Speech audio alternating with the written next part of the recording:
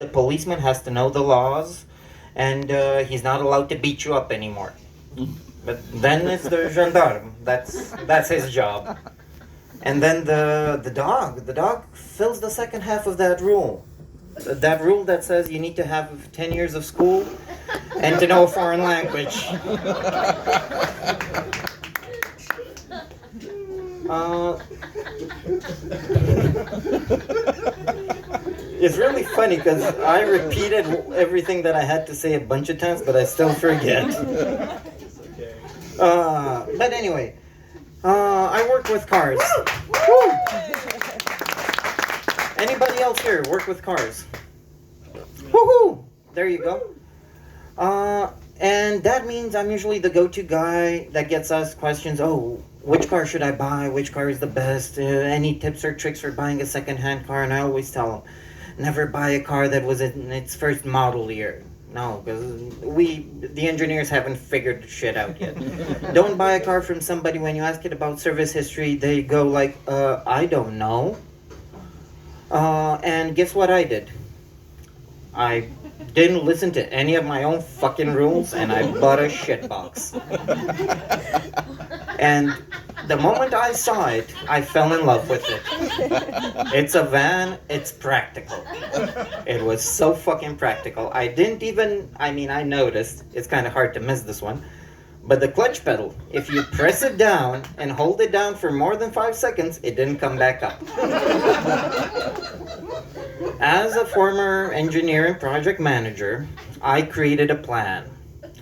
I would look up the part number for the exact OEM part made by Volkswagen for the car. I would go through the list of mechanics. I would find mechanics with good recommendations. I would check with my friends. I'd check with the other engineers at work. I'd make sure that that car would be serviced properly and be in the best working condition.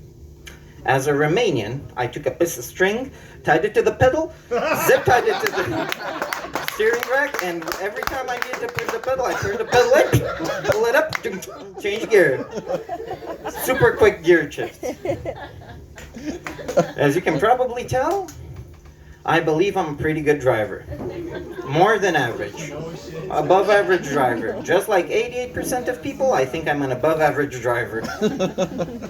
Unfortunately, your chances of making a trip with me in the car without anything happening are about 50%. Oh my god, that's a lot. Yeah, I mean, your chances are better now thanks to a trip to Norway.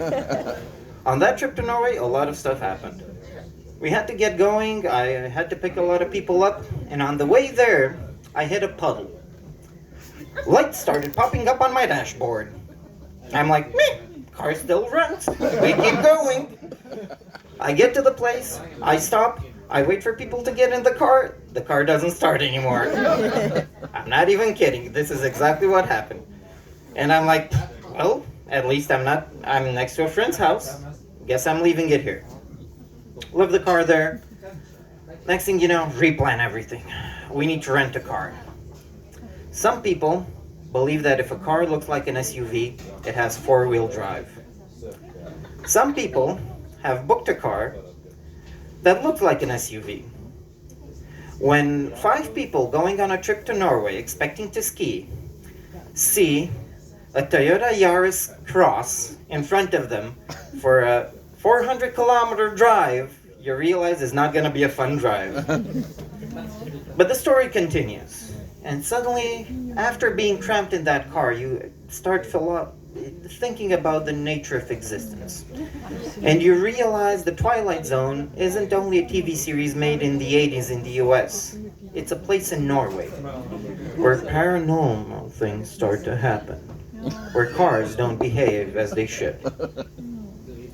So this little Toyota Yaris is an automatic Trindle, you know? Park, reverse, neutral, drive. I'm in drive. When you press the accelerator, you expect it to go forward.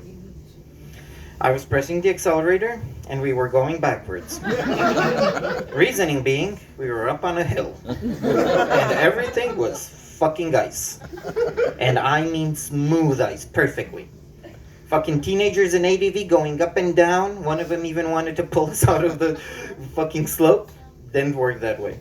But this is just the first case. I'm trying to prove a point. The Normal zone is in Norway. Second point. We decide, okay, we've had enough of this. We're going home. We're going to our Airbnb.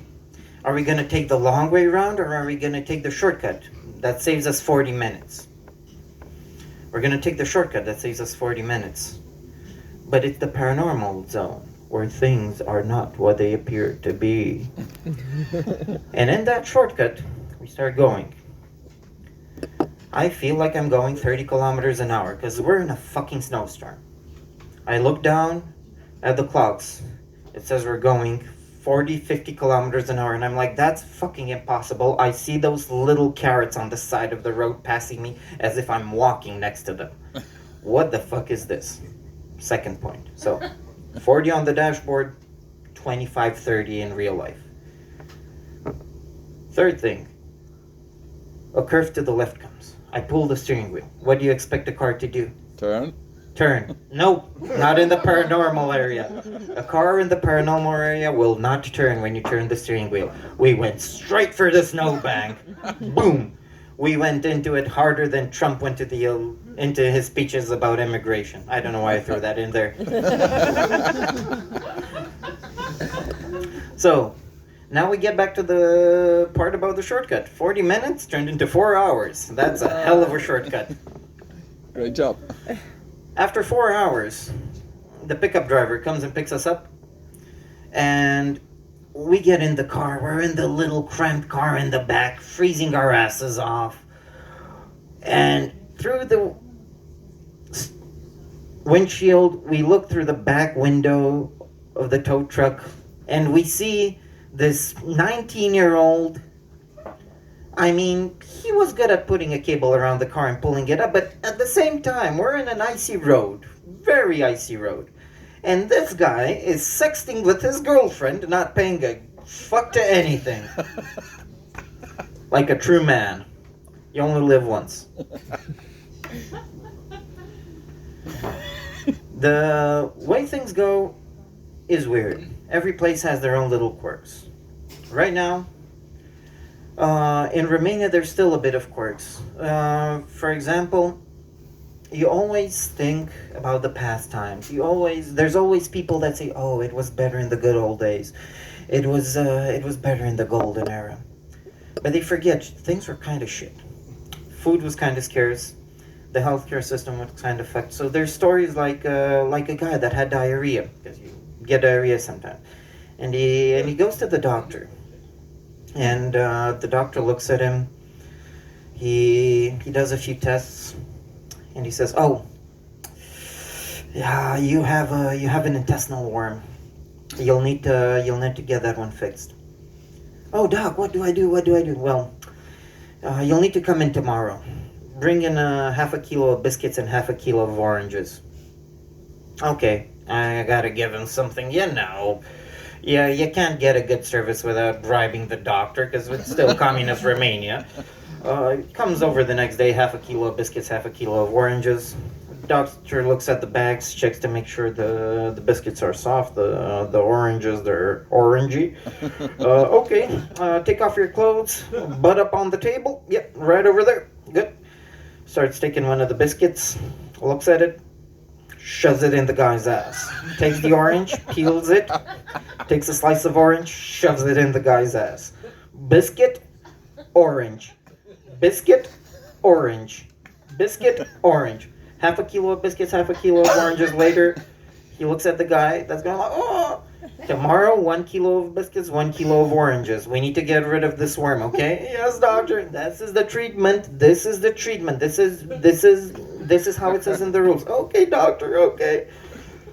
So the guy comes back with a kilo of oranges and a kilo of biscuits the next day. Same procedure. Oranges get peeled, slice goes in, biscuit goes in. Orange biscuit, orange biscuit, orange biscuit. What do you know? 1 kilo of oranges, 1 kilo of biscuits go in. The guy's like, "Oh my god, that was a lot of biscuits and oranges." Yeah, but tomorrow is the last day of the treatment. "Yeah, okay, doc, what do we do tomorrow? 2 kilos of biscuits and 2 kilos of oranges?" No, 2 kilos of oranges and 2 bricks.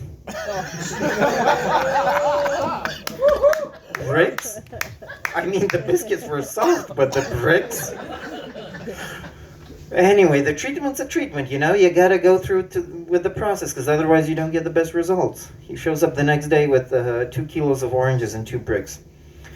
The doctor takes the biscuits, shoves them up the guy's ass, nice and slow, one at a time, boom, boom, boom. Takes the bricks, looks at the bricks, looks at the guy's ass. The worm comes out.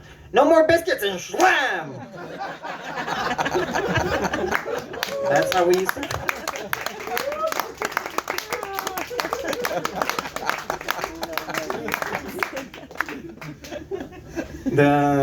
The stories continue. You know Dacia, the car brand. Yeah. Yeah. They invented a new quality assurance technique. It was very unique. The Germans at Volkswagen, they were doing water tests with their cars. So they were putting them under water showers. Wherever water came in, they would adjust the seals to make everything watertight. Then there's Mercedes. Mercedes would do air tests. They would pressurize the car. Whatever air was leaking out, they would seal it up. But Dacia invented the cat test. You know how the cat test goes? You put a cat in the car. Wherever he puts his paw out, that's where you slap some more Bondo on the car.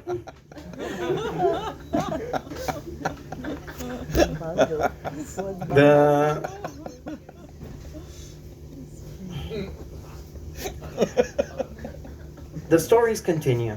There's stories about a time when life was simpler.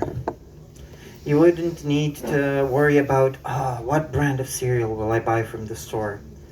Oh, what brand of shampoo should I use? Because there wasn't any. People used to say, in communist Romania, everybody had money because you didn't have anything to buy. Right now,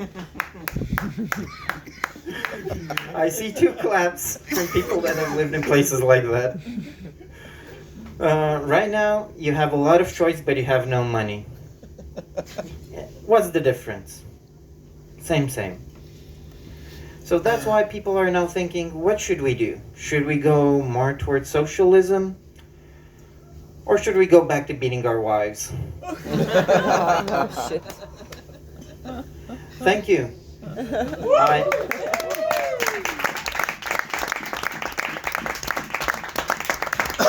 Petrut Stand. I thought you were Romanian because Malescu, because there's so many skews. Yeah. They're all skewed around. I don't know. It's like the son in Sweden, right? Exactly. It's like Jonsson, Svensson, Eriksson. Everybody's.